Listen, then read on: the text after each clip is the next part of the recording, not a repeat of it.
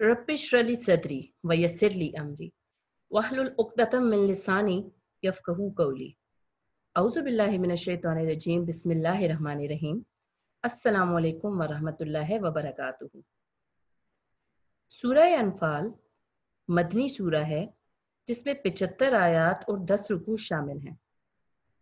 आज हम सूरह अनफाल के रुकू नंबर 3 और 4 में मौजूद आयत 28 ता 30 का बामुहावरा तर्जुमा और तफसीर देखेंगे। बिस्मिल्लाहिर्रहमानिर्रहीम। शुरू अल्लाह के नाम से जो बड़ा मेहरबान निहायत रहम फरमाने वाला है। वअलमू अन्नमा अम्वालुकुम व औलादुकुम फितनतुम व अन्नल्लाह इंदहू अज्रुन अज़ीम। तर्जुमा, और जान रखो कि तुम्हारा माल और औलाद बड़ी आजमाइश है और ये कि अल्लाह के पास नेकियों का बड़ा सवाब है। इस आयत में अल्लाह ताला अजर अजीम की बशारत देते हैं उन मुसलमान को जो नेकी करते हैं। अल्लाह ताला फरमाते हैं कि जो लोग नेकी करते हैं अल्लाह ताला के पास उनके लिए बहुत बड़ा सवाब है। इससे पहले अल्लाह ताला फरमाते हैं कि दो चीज़ें मुसलमानों के लिए बहुत बड़ी आजमाइश हैं, बहुत बड़ा इम्तिहान है।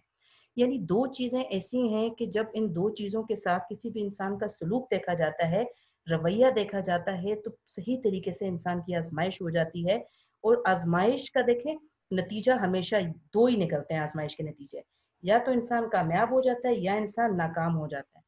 तो अल्लाह ताला कहता है जब मैं किसी मुसलमान को दो चीज़ों के हिसाब से आजमाता हूँ तो मुझे सही पहचान हो जाती है कि ये शख्स हकीकतन मुसलमान है, मुझसे मोहब्बत करता है, या ये मुसलमान नहीं है, या इसके ईमान के दर्जे में कोई फ़र्क है। तो जो दो चीज़ें हैं दुनिया में ऐसी जो इंसान का बहुत बड़ा इम्तिहान है, उनमें से एक चीज़ है माल और दूसरी चीज़ है औलाद। दोनों चीज़ें अल्लाह ताला कह रहा है कि बहुत बड़ी आजमाइश है। कैसे आजमाइश है? एक एक करके दोनों का जायजा ले लेते हैं। पहले देख लेते हैं माल को, रकम को, दौलत को, दुनियावी कोई भी चीज़। अल्लाह ताला फरमाता है माल फितना है। तो हम बहुत अच्छे तरीके से जानते हैं कि दौलत के साथ, माल के साथ जो मोहब्बत है वो इंसान की फितरत में शामिल है। हमारे अंदर कहीं बहुत अंदर ये चीज़ मौजूद होती है। अगर दुनिया की ख्वाहिश ना भी हो तब भी बहुत हमारे अंदर कहीं ये ख्वाहिशात ज़रूर मौजूद होती हैं कि हम इज्जत से, मेहनत से, हलाल ज़रिए से पैसा कमाएं, लेकिन हमारे पास इतना पैसा ज़रूर मौजूद हो कि हम जो दुनिया की ज़िंदगी है इसे आराम के साथ, आसाइश के साथ, सुकून के साथ गुजार सकें। अब अगर हमारे पास दौलत नहीं है, हमारे पास पैसा नहीं है, तो जो ज़िंदगी की आसाइशात है, ज़िंदगी की जो सहूलियात हैं, हम वो सहूलियात खरीद नहीं सकते। अब अगर हम ये ज़िंदगी की आसाइशात हासिल करने के लिए कोई माल कमा रहे हैं, अगर हम ये माल किसी जायज़ तरीके से कमाते हैं, हम मेहनत करते हैं या हम कारोबार करते हैं या हम कोई मुलाज़मत करते हैं, अगर हलाल ज़रिए से ये माल हासिल किया जाता है तो ये माल जायज़ है, हलाल है, खैर है। लेकिन इसी माल को अगर हम किसी नाजायज़ ज़रिए से हासिल करते हैं, दूसरे लोगों को मार कर, दूसरे लोगों से छीन कर, दूसरे लोगों को धमकियाँ देकर, दूसरे लोगों को डरा कर, तो ये माल क्या है? ये माल हमारे लिए फितना है, हमारे लिए अज़ाब का सबब है। इसी तरीके से अल्लाह ताला ने कोई माल अगर आपको अता किया है, आपने मेहनत की, याद रखिएगा आपको जो माल भी अता होता किया जाता है, उसमें आपकी मेहनत के साथ-साथ अल्लाह ताला की अता का भी बहुत ज़्यादा हिस्सा होता है, बहुत बड़ा हिस्सा होता है। वरना अगर आप मेहनत करते रहें लेकिन अल्लाह ताला अगर आपको अता ना करे, तो आपको लगता है कि आप मेहनत करेंगे और कोई दौलत कमा लेंगे, ऐसा नहीं होता। तो आपकी मेहनत कामयाब भी उसी वक़्त होती है, आपके पास माल भी उसी वक़्त आता है, जब अल्लाह ताला आपको देना चाहता है। लिहाज़ा जो माल आपके पास आता है, वो तमाम का तमाम माल आपका नहीं है, बल्कि अल्लाह ताला ने आपको माल खर्च करने का एक तरीका बताया है। आपने ज़कात देनी होती है, आपने खैरात देनी होती है, आपने सदक़ात देने होते हैं। तो अगर आपके माल में से गरीबों का हिस्सा नहीं निकलता या जो आपको माल दिया गया है, आप इसको जायज़ कामों में खर्च नहीं करते, आप इसे नाजायज़ कामों में खर्च करते हैं, तब भी ये माल आपके लिए फ़ितना है, आज़माइश है। इसके बाद दूसरी चीज़ आ जाती है औलाद। अब ये भी हम सब बहुत अच्छे तरीके से जानते हैं कि जिस तरह माल से मोहब्बत इंसान की फितरत में शामिल है, इसी तरह औलाद की मोहब्बत भी इंसान की फितरत में शामिल है। اور والدین اپنی اولاد سے اس قدر محبت کرتے ہیں کہ اپنی اولاد کے لیے بڑی سے بڑی قربانیاں دے دیتے ہیں، جان، مال، عزت، آبرو، خاندان، ہر چیز والدین اپنی اولاد کی خاطر قربان کر دیتے ہیں۔ اب اولاد کی محبت اگر کسی انسان کے خون میں اس حد تک شامل کر دی گئی ہے تو بعض اوقات یہ بھی ہوتا ہے کہ والدین اولاد سے محبت میں اس حد تک آگے نکل جاتے ہیں کہ اس کی ضروریات پوری کرنے کے لیے، اس کو خوش رکھنے کے لیے جائز کے ساتھ ساتھ ناجائز طریقے بھی استعمال کرنے لگتے ہیں۔ تو اگر کوئی والدین اولاد کو آسائش فراہم کرنے کے لیے جائز کے ساتھ ساتھ ناجائز ذرائع سے بھی اس کی پرورش کر رہے ہیں، اس کو آسائشات فراہم کر رہے ہیں، تو یہ جو اللہ تعالیٰ کی طرف سے آزمائش کی جا رہی ہے نا، اس آزمائش میں وہ ناکام اتریں گے، کیونکہ آزمائش ہی اللہ تعالیٰ کی طرف سے یہ ہے کہ اولاد سے محبت اللہ تعالیٰ نے آپ کے خون میں شامل کر دی ہے، آپ کی فطرت میں شامل کر دی ہے، اس کے باوجود بھی، اس محبت کے باوجود بھی آپ یہ یاد رکھیں کہ اولاد سے محبت کا بھی ایک دائرہ کار ہوگا، اور آپ نے اس دائرے کے اندر رہ کر ہی اولاد سے محبت کرنی ہے۔ اولاد کی محبت میں اس حد تک آگے نہیں نکل جانا کہ اللہ تعالیٰ نے آپ کو جو احکامات دیے ہیں آپ ان کی خلاف ورزی کرنے لگیں، آپ ناجائز طریقے سے اپنی اولاد کی ضرورت پوری کرنے کے لیے رزق کمانے لگیں، آپ کسی اور کا حق مار کر اپنی اولاد کے لیے رزق کا بندوبست کریں، یہ تمام چیزیں ناجائز ہیں۔ اس کے ساتھ ساتھ اللہ تعالیٰ نے والدین پہ جو بہت بڑی ذمہ داری ڈالی ہے اس کی اولاد کے حوالے سے، اولاد کے حساب سے، وہ چیز ہے اس کی تعلیم و تربیت۔ اگر والدین اپنا سارا وقت صرف پیسہ کمانے میں لگا دیتے ہیں کہ اپنی اولاد کو پورا آسائش زندگی دے سکیں، لیکن وہ اس کی تعلیم و تربیت دین اسلام کے احکامات کے مطابق نہیں کرتے، تو یہاں پر بھی جو وہ آزمائے جا رہے ہیں، اللہ تعالیٰ کی طرف سے جو ان کی آزمائش کی جا رہی ہے اس میں ناکام ہو سکتے ہیں۔ لہٰذا لازمی ہے تمام لوگوں کے لیے، امت مسلمہ کے تمام افراد کے لیے، کہ اللہ تعالیٰ نے جس آزمائش میں انہیں مبتلا کیا ہے، یعنی مال سے محبت اور اولاد سے محبت دونوں اللہ تعالیٰ نے مسلمانوں کے خون میں شامل کر دی ہے، اب اس چیز کا خیال رکھیں کہ مال حاصل کرتے ہوئے یا اولاد کی محبت میں بھی کوئی ایسا ناجائز ذریعہ اختیار نہ کر لیں جس کی وجہ سے یہ جو آزمائش ہے اس میں ناکام ہو جائیں۔ اور وہ لوگ جو نیکیاں کریں گے، جن کو اللہ تعالیٰ نے آزمائش میں ڈالا مال کی، اللہ تعالیٰ نے اولاد بھی ان کو عطا کی اور پھر ان کو آزمایا، ان کا امتحان لیا، اور وہ اس امتحان میں پورے اترے اور اللہ کی رضا کے مطابق مال بھی انہوں نے کمایا اور اپنی اولاد کی ضروریات بھی پوری کی، ان کی تعلیم و تربیت بھی کی، تو ایسے لوگوں کے لیے اللہ تعالیٰ کے پاس بہت بڑا اجر ہے۔ یا ایہا الذین آمنوا ان تتقوا اللہ یجعل لکم فرقانا ویکفر عنکم سیئاتکم ویغفر لکم واللہ ذو الفضل العظیم۔ ترجمہ: مومنو، اگر تم اللہ سے ڈرو گے تو وہ تمہارے لیے امر فارغ پیدا کر دے گا، یعنی تم کو ممتاز کر دے گا اور تمہارے گناہ مٹا دے گا اور تمہیں بخش دے گا، اور اللہ بڑے فضل والا ہے۔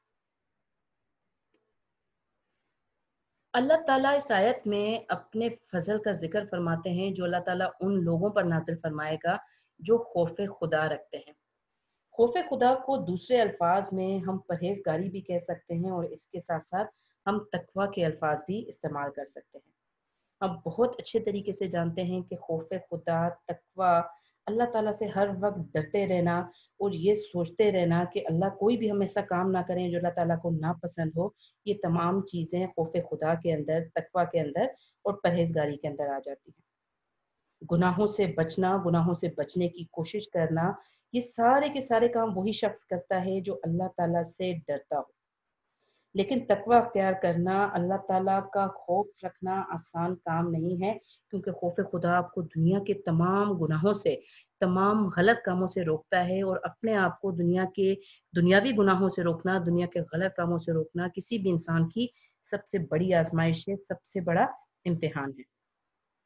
اب اللہ تعالیٰ اس آیت میں ارشاد فرما رہے ہیں کہ وہ مسلمان جو لوگ اللہ تعالیٰ سے ڈریں گے، اب مسلمان تو سارے لوگ ہیں نا، مسلمان تو سارے مسلمان ہیں، وہ بھی ہیں جو اللہ تعالیٰ کا خوف نہیں رکھتے، کلمہ پڑھتے ہیں، اللہ تعالیٰ پر ایمان رکھتے ہیں، اس کے رسول پاک صلی اللہ علیہ وآلہ وسلم پر بھی ایمان رکھتے ہیں، لیکن اللہ تعالیٰ سے ڈرتے نہیں ہیں، غلط کام کرنے سے باز نہیں آتے۔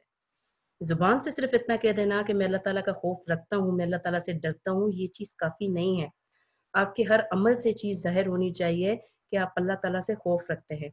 और अगर आप अल्लाह ताला से खौफ रखते हैं, अल्लाह ताला का डर रखते हैं, तो आप कभी भी कोई ऐसा काम नहीं करेंगे जिससे अल्लाह ताला ने आपको मना फरमाया है। तो अल्लाह ताला फरमाता है कि वो मुसलमान, वो मोमिनीन जो खौफ खुदा रखते हैं, जो तकवा अख्तियार करते हैं, जो परहेज़गारी अख्तियार करते हैं, मैं उनको 3 किस्म के इनामात से नवाज़ूँगा। अब वो 3 किस्म के इनामात कौन से हैं देख लेते हैं। सबसे जो पहली चीज़ है, वो तो है नेमत फुरकान। नेमत फुरकान यानी सही और गलत में जो फ़र्क करने वाली आपकी कुव्वत फ़ैसला है ना, उसको फुरकान कहा जाता है। इसके साथ-साथ अल्लाह ताला ने, हम बहुत अच्छे तरीके से जानते हैं कि वो शख्स जो अल्लाह ताला से डरता है, उस शख्स को अल्लाह ताला ने एक नूर से नवाज़ा है। और वो नूर क्या है? वो नूर अक्ल का नूर है, फ़हम का नूर है, समझ है। अल्लाह ताला से जो शख्स भी डरता है ना, अल्लाह ताला उसको सही और गलत में तमीज़ करने की, फ़र्क करने की क़ुव्वत से नवाज़ देता है। अब इस चीज़ का फ़ायदा क्या होता है उसे? इस चीज़ का फ़ायदा उसको ये होता है कि वो हर गलत काम से रुक जाता है और हर ऐसा काम करता है जो अल्लाह ताला की रज़ा के मुताबिक होता है, जिससे अल्लाह ताला खुश होता है। तो याद रखिएगा कि वो लोग जो अल्लाह ताला का खौफ रखते हैं, अल्लाह ताला सबसे पहले उनको नेमत फुरकान से नवाज़ता है, यानी उन्हें हक़ व बातिल में तमीज़ करने वाली, फ़र्क करने वाली सलाहियत अता करता है और उन्हें निहायत आसानी से पता लग जाता है कि कौन-सी चीज़ सही है और कौन-सी चीज़ गलत है। दूसरी चीज़ देख लेते हैं, सत्तर उयूब, सत्तर छुपाना, उयूब गुनाह, कमियाँ, कोताहियाँ। अल्लाह ताला का खौफ खुदा रखने वाले जो लोगों पे दूसरा इनाम है, वो ये होगा कि अल्लाह ताला उनके गुनाह छुपा देगा दुनिया में मौजूद तमाम इंसानों से। अब यहाँ पर एक बात याद रखिएगा कि अल्लाह ताला का खौफ रखने का मतलब ये नहीं है कि जो शख्स अल्लाह का खौफ रखेगा उसे गुनाह बिल्कुल ही नहीं होंगे। उससे भी गुनाह हो सकते हैं, लेकिन वो कम से कम कोई गुनाह भी जानबूझ के नहीं करेगा। हो सकता है नादानस्ती में उससे कोई गुनाह हो जाए, नासमझी में उससे गुनाह कोई हो जाए, लेकिन होगा ये कि जैसे ही उससे कोई गुनाह होगा, उसे अल्लाह ताला याद आ जाएगा, उसके दिल में अल्लाह ताला का खौफ पैदा हो जाएगा, वो अल्लाह ताला से फ़ौरन माफ़ी माँगेगा। तो ऐसा शख्स जो खौफ खुदा रखता है, अल्लाह ताला कहता है उससे गुनाह हो भी जाएँगे ना, तो मैं उसके गुनाह ढाँप दूँगा, मैं उसके गुनाह छुपा दूँगा। किससे छुपा दूँगा? दुनिया से छुपा दूँगा। अल्लाह ताला कहता है मैं इस तरीके से उसके गुनाह छुपा दूँगा कि किसी दुनिया के फ़र्द के सामने वो ज़ाहिर ही नहीं होंगे, किसी को पता ही नहीं लगेगा कि इस शख्स से कोई कभी गुनाह हो चुका है या इस शख्स के किरदार में किसी भी किस्म की कोई कमी है। इसके साथ-साथ अल्लाह ताला जिस तीसरे इनाम का ज़िक्र फ़रमाता है वो है बख़्शिश। किसी मुसलमान पर जो अल्लाह ताला के इनामात हैं ना, उसमें बख़्शिश से बड़ा इनाम और कोई नहीं हो सकता। क्योंकि हम बहुत अच्छे तरीके से जानते हैं कि ये दुनिया जिसमें हमें भेजा गया है, ये ज़िंदगी जो हमें अता की गई है, ये फ़ानी है, एक दिन ख़त्म हो जाने वाली है। और एक दिन वो होगा जब हमें अल्लाह ताला के सामने पेश किया जाएगा और उस दिन हमने अपने तमाम अमाल का अल्लाह ताला को हिसाब-किताब देना है। तो देखें हमसे जो भी गुनाह हो जाएगा, जो भी छोटी-बड़ी गलतियाँ होंगी, अल्लाह ताला कहता है कि अगर हम खौफ़ खुदा रखेंगे तो अल्लाह ताला वो गुनाह माफ़ फ़रमा देगा और हमें बख्श देगा। तो इससे बड़ी किसी भी इंसान के लिए कोई कामयाबी नहीं हो सकती कि इंसान को बख्शिश मिल जाए, क्योंकि बख्शिश एक ऐसा इनाम है अल्लाह ताला की तरफ से जो आपको आपके अच्छे अमाल की वज़ह से नहीं मिलता, बल्कि ये अल्लाह ताला की रहमत है। वो चाहे तो आपको नवाज़ दे, वो चाहे तो ना नवाज़े। क्योंकि याद रखिएगा कि अगर अल्लाह ताला आपसे अपनी नेमतों का हिसाब लेने पर आ जाए ना, तो जितनी इबादतें आपने की हैं, जितने नेक काम आपने किए हैं, उनका तो बदला आपको दुनिया में ही दिया जा चुका है। ये जो अल्लाह ताला ने आँखें दी हैं, नाक दी है, कान दिए हैं, वालिदैन दिए हैं, खाने-पीने की अशिया दी हैं, रहने के लिए घर दिया है, इज़्ज़त दी है, मकाम दिया है, ये तो अल्लाह ताला ने जो दुनिया में आप काम करते हैं, छोटी-छोटी नेकियाँ करते हैं, आप में, हम सब जो रोज़े रखते हैं, जो ज़कात देते हैं, जो नमाज़ अदा करते हैं, अल्लाह ताला ने इनका सिला तो हमें दुनिया में ही दे दिया है। तो हम ये नहीं कह सकते कि ये अच्छे अमाल किए हैं तो इन अमाल की वज़ह से हम बख्शे जाएँगे। हाँ, लेकिन हम ये काम ज़रूर कह सकते हैं कि अगर हम अपने दिल में खौफ़ खुदा रखेंगे, तो अल्लाह ताला ने वादा किया है अपनी रहमत से वो हमारी बख्शिश फरमा देगा। लिहाज़ा याद रखिए कि अगर हम तकवा, परहेज़गारी या खौफ़ खुदा अपने दिल में रखते हैं, तो अल्लाह ताला हमें 3 किस्म की नेमतें अता फ़रमाएगा। एक नेमत फ़ुरक़ान है, यानी सही और गलत में فرق کرنے کی صلاحیت، دوسرا ستر عیوب یعنی اللہ تعالیٰ ہمارے گناہوں کو چھپا دے گا، اور تیسری چیز اللہ تعالیٰ ہمیں بخشش عطا کرے گا روز قیامت والے دن یا روز قیامت۔ وَإِذْ يَمْكُرُ بِكَ الَّذِينَ كَفَرُوا لِيُثْبِتُوكَ أَوْ يَقْتُلُوكَ أَوْ يُخْرِجُوكَ وَيَمْكُرُونَ وَيَمْكُرُ اللَّهُ وَاللَّهُ خَيْرُ الْمَاكِرِينَ۔ ترجمہ، اور اے محمد صلی اللہ علیہ وآلہ وسلم، اس وقت کو یاد کرو جب کافر لوگ تمہارے بارے میں چال چل رہے تھے کہ تم کو قید کر دیں یا جان سے مار ڈالیں یا وطن سے نکال دیں، تو ادھر تو وہ چالیں چل رہے تھے اور ادھر اللہ چال چل رہا تھا، اور اللہ سب سے بہتر چال چلنے والا ہے۔ اب اللہ تعالیٰ اس آیت میں رسول پاک صلی اللہ علیہ وآلہ وسلم کو اپنا ایک اور احسان یاد دلا رہا ہے۔ اللہ تعالیٰ اشارہ کر رہا ہے اس خفیہ تدبیر کی طرف جو کفار نے کی تھی۔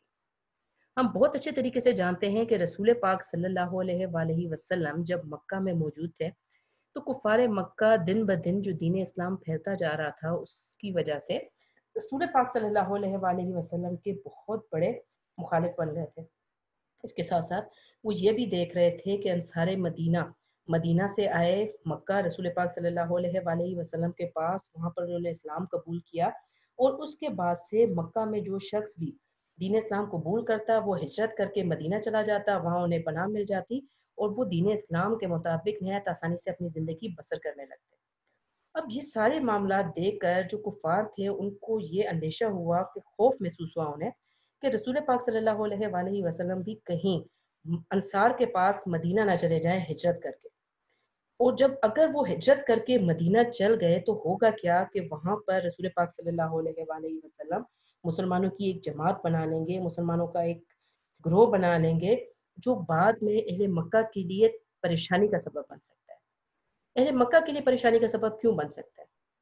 اہل مکہ کے لیے پریشانی کا سبب اس وجہ سے بنتا ہے کہ اہل مکہ نے رسول پاک صلی اللہ علیہ وآلہ وسلم کو اور مسلمانوں کو بے تحاشا تکلیفیں دی تھیں، بے تحاشا۔ تو انہیں یہ خوف محسوس ہو رہا تھا کہ اگر مسلمان طاقت میں آ جاتے ہیں مدینہ جا کر، تو جو تکلیفیں ہم نے ان کو دی ہیں، جن پریشانیوں میں ہم نے انہیں مبتلا کیا ہے، کہیں وہ ان کا بدلہ لینے کے لیے پلٹ کر مکہ پر حملہ نہ کریں۔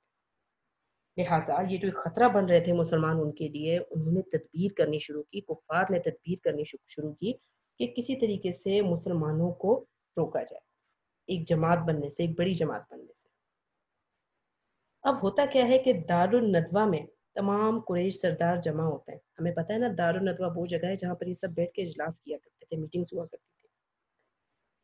وہاں پر یہ سب جمع ہوئے اور سوچنے لگے کہ کس طریقے سے یہ جو رسول پاک صلی اللہ علیہ وآلہ وسلم اور مسلمان مدینہ کی طرف ہجرت کرنے کا سوچ رہے ہیں، ان کو ان چیزوں سے روکا جائے تاکہ یہ کوئی بڑی جماعت نہ بن سکے، ہمارے لیے مشکلات نہ ڈال سکے۔ تو سب لوگوں نے مل کر جو چیزیں سوچیں، جو تجویزیں سوچیں نا، جو باتیں انہوں نے سوچیں کہ کس طریقے سے روکا جا سکتا ہے، ان میں ایک بات تو سب میں مشترک تھی کہ سارے کے سارے لوگ یہ بات بہت اچھے طریقے سے جانتے تھے کہ صرف اگر رسول پاک صلی اللہ علیہ وآلہ وسلم کو کوئی سزا دے دی جائے تو یہ سارے پروسیجر کو، سارے کام کو جو دین اسلام پھیل رہا ہے، مسلمان طاقت پکڑتے جا رہے ہیں، اس کو روکا جا سکتا ہے۔ لہٰذا ایک شخص نے تجویز یہ پیش کی کہ رسول پاک صلی اللہ علیہ وآلہ وسلم کو قید کر لیں، نہ تو مدینہ جا سکیں گے، نہ اپنی کوئی جماعت بنا سکیں گے، نہ ہی کفار کے لیے خطرہ ہوگا۔ کسی اور شخص نے تجویز دی کہ قید میں نہیں ڈالتے، ایسا کرتے ہیں جلا وطن کر دیتے ہیں، ملک سے نکال دیتے ہیں، مکہ سے نکال دیتے ہیں، ہمارے پاس سے چلے جائیں، مکہ سے چلے جائیں، پھر اس کے بعد جہاں بھی جاتے ہیں ہمیں کیا۔ لیکن اگر جلا وطن کر دیا جاتا، وہاں سے مدینہ پہنچ جاتے اور طاقت بن جاتے تو خطرہ تھا، یہ تجویز بھی ریجیکٹ ہو گئی۔ آخر میں ابو جہل نے یہ تجویز پیش کی کہ ہم ایک کام کرتے ہیں کہ ہم رسول پاک صلی اللہ علیہ وآلہ وسلم کو نعوذ باللہ قتل کر دیتے۔ اب جب اس نے قتل کرنے کی تجویز دی تو سوال یہ اٹھا کہ رسول پاک صلی اللہ علیہ وآلہ وسلم کے خاندان والے کیا اس قتل کو معاف کر دیں گے؟ تو جواب تھا نہیں۔ عرب والے تو قتل کا بدلہ لیا کرتے تھے، 7 پشتوں تک بدلہ لیا کرتے تھے، تو انہوں نے کہا کہ رسول پاک صلی اللہ علیہ وسلم کو قتل کیا گیا تو ان کا خاندان ایک شریف خاندان ہے، ایک عزت دار خاندان ہے، وہ دشمن ہو جائے گا، اس سے جان کون چھڑائے گا؟ تو اس کے لیے بھی ایک تجویز دی گئی ابو جہل کی جانب سے. اس نے کہا کہ ہم رسول پاک صلی اللہ علیہ وسلم کو نعوذ باللہ اس طرح سے قتل کرتے ہیں کہ ہر قبیلے سے ایک بہادر نوجوان منتخب کر لیتے ہیں اور ہر نوجوان کے ہاتھ میں ایک تلوار دے دیتے ہیں. یہ تمام نوجوان رسول پاک صلی اللہ علیہ وسلم کے گھر کا محاصرہ کر لیں. وہ جیسے ہی آپ صلی اللہ علیہ وسلم نماز کے لیے باہر تشریف لائیں تو یہ سارے کے سارے نوجوان جو مختلف قبیلوں سے تعلق رکھتے ہیں یہ سب مل کر رسول پاک صلی اللہ علیہ وسلم پر اچانک حملہ کرتے ہیں اور نعوذ باللہ آپ صلی اللہ علیہ وسلم کو قتل کرتے ہیں، یعنی شہید کرتے ہیں. اب ہوگا یہ کہ جب اتنے سارے قبیلے مل کر رسول پاک صلی اللہ علیہ وسلم کو نعوذ باللہ قتل کریں گے تو ان کا قبیلہ اس قابل نہیں ہوگا، یعنی رسول پاک صلی اللہ علیہ وسلم کا قبیلہ اس قابل نہیں ہوگا کہ ایک اکیلا قبیلہ اتنے سارے قبیلوں سے لڑ سکے. لہٰذا ہم ان کو راضی کر دیں گے، ہم اس بات پر انہیں راضی کر لیں گے کہ وہ ہم سے رسول پاک صلی اللہ علیہ وسلم کا خون بہا لے لیں، یعنی قیمت لے لیں قتل کی. اب یہ جو رائے تھی اس پر سب متفق ہو گئے اور یہی وہ خفیہ سازش ہے، خفیہ تدبیر ہے جس کی طرف اللہ تعالیٰ اس آیت میں اشارہ کر رہے ہیں. اللہ تعالیٰ رسول پاک صلی اللہ علیہ وسلم سے ارشاد فرماتا ہے کہ آپ یاد کیجئے اس وقت کو جب کفار مکہ آپ صلی اللہ علیہ وسلم کے خلاف خفیہ تدبیریں کر رہے تھے. اب 3 تدبیریں آپ کو میں نے بتا دی، یہ 3 تدبیریں تھیں جو وہ کر رہے تھے اور ان کا قرآن مجید میں ذکر ہے. اللہ تعالیٰ کہتا ہے ایک طرف تو کفار تدبیر کر رہے تھے اور دوسری طرف اللہ تدبیر کر رہا تھا. یعنی ایک تو یہ جو سازش تھی نا یہ کفار کر رہے تھے، لیکن اللہ تعالیٰ نے ان کا توڑ پہلے ہی سوچ لیا تھا. توڑ کیا تھا؟ توڑ یہ تھا کہ جیسے ہی انہوں نے یہ سازش کی تو اللہ تعالیٰ نے حضرت جبرائیل علیہ السلام کے ذریعے رسول پاک صلی اللہ علیہ وسلم کو یہ خبر دے دی کہ آپ کے خلاف یہ سازش ہو رہی ہے. اس کے ساتھ ساتھ اللہ تعالیٰ نے رسول پاک صلی اللہ علیہ وسلم کو ہجرت کی اجازت بھی دے دی. آپ صلی اللہ علیہ وسلم نے حضرت ابو بکر صدیق رضی اللہ تعالیٰ عنہ کو پہلے ہی کہا ہوا تھا کہ ہجرت کا مکمل انتظام کر کے رکھیں. لہٰذا اسی رات رسول پاک صلی اللہ علیہ وسلم نے اپنے بستر پر حضرت علی رضی اللہ تعالیٰ عنہ کو لٹا دیا اور جیسے ہی رات آدھی سے زیادہ گزر گئی تو رسول پاک صلی اللہ علیہ وسلم نے اللہ تعالیٰ کے حکم سے اپنی مٹھی میں، بعض جگہوں پہ کہا جاتا ہے کہ کچھ خاک لی، سورہ یاسین پڑھتے ہوئے باہر تشریف لائے اور سورہ یاسین کو ان کی طرف پھونک کر ان کی طرف پھینک کر آرام سے تشریف لے گئے. اللہ تعالیٰ کے کلام میں اتنی برکت ہے کہ جن لوگوں نے محاصرہ کیا ہوا تھا ان کو دنیا کی ہر چیز نظر آ رہی تھی لیکن رسول پاک صلی اللہ علیہ وسلم نہیں نظر آیا ان کو نکلتے ہوئے. یہ تھی اللہ تعالیٰ کی تدبیر. اور اللہ تعالیٰ فرماتا ہے کہ ایک تدبیر کفار نے کی تھی، ایک تدبیر میں نے کی تھی اور میری تدبیر بہترین تھی کیونکہ میری تدبیر کامیاب تھی. رسول پاک صلی اللہ علیہ وسلم ایسے مدینہ پہنچ گئے کہ کسی کو پتہ ہی نہ چل سکا. تو اللہ تعالیٰ یاد دلا رہا ہے ایک اور احسان رسول پاک صلی اللہ علیہ وسلم کو اس آیت میں کہ اللہ تعالیٰ بہترین تدبیر کرنے والا ہے، اللہ تعالیٰ کی تدبیر سب سے کامیاب ہے. اس راہ سے ہو کر گزرے ہیں کچھ رہزن بھی کچھ رہبر بھی. اس راہ سے ہو کر گزرے ہیں کچھ رہزن بھی کچھ رہبر بھی. اب نقش قدم پہچان کے چلنا آپ کی ذمہ داری ہے. یاد رکھیے گا وہ راستہ جس پر آج آپ اور میں چل رہے ہیں نا، یہ وہی راستہ نہیں ہے جس پر آپ اور میں پہلے افراد ہیں جو چل رہے ہیں. ہم سے پہلے بہت سے افراد اس راستے سے گزر چکے ہیں. تاریخ کا مطالعہ کریں تو آپ کو رسول پاک صلی اللہ علیہ وسلم جیسے عظیم رہنما، عظیم رہبر بھی ملتے ہیں. اس کے ساتھ ساتھ اسی تاریخ میں آپ کو ابو جہل جیسے کچھ رہزن بھی ملتے ہیں. ہم نے اس راستے پر چلنے کے لیے، دنیا کے راستے پر چلنے کے لیے ان دونوں شخصیات میں سے کس کا انتخاب کرنا ہے، کون سی شخصیت ان میں رہبر ہے اور کون سی رہزن ہے، بھٹکانے والی ہے، بہکانے والی ہے، یہ ساری کی ساری ہماری ذمہ داری ہے. مجھے اجازت دیجیے اس دعا کے ساتھ کہ اللہ تعالیٰ ہم سب کو آسانیاں عطا فرمائے اور آسانیاں بانٹنے کی توفیق عطا فرمائے. اپنا خیال رکھیے، اپنے گھر والوں کا خیال رکھیے. اللہ حافظ.